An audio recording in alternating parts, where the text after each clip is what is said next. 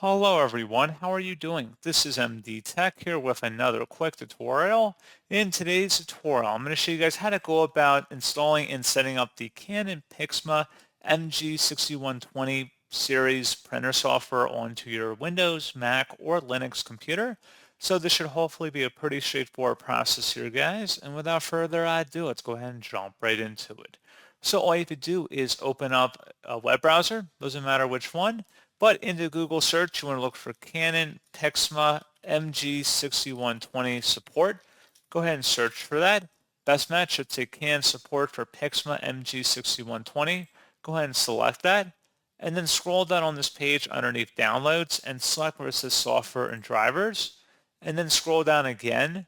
And you want to select where it says my printer. Go ahead and select the download button that corresponds to that item in there.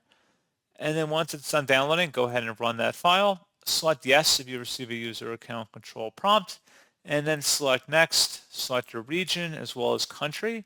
You will need to accept the end user license agreement here, and you can change the destination folder if you'd like. We're going to just select next to proceed with the install. Should not take very long. And then you should see that it completed successfully. You can create a shortcut on your desktop if you would like, and then select complete. And now it's on our desktop here. If you have everything configured correctly with your printer and on the computer now, you should be able to access your printer settings. If you're still having a problem, you can try and configure your printer settings directly on the printer. Make sure your router information is included, like your Wi-Fi password, for example. And then you can try coming back in this utility that we just installed and then diagnose and repair the printer. So then it will allow you to walk through the troubleshooting steps automatically pretty much. It just would be a pretty much a 1, 2, 3 sort of process. Pretty easy steps here to follow.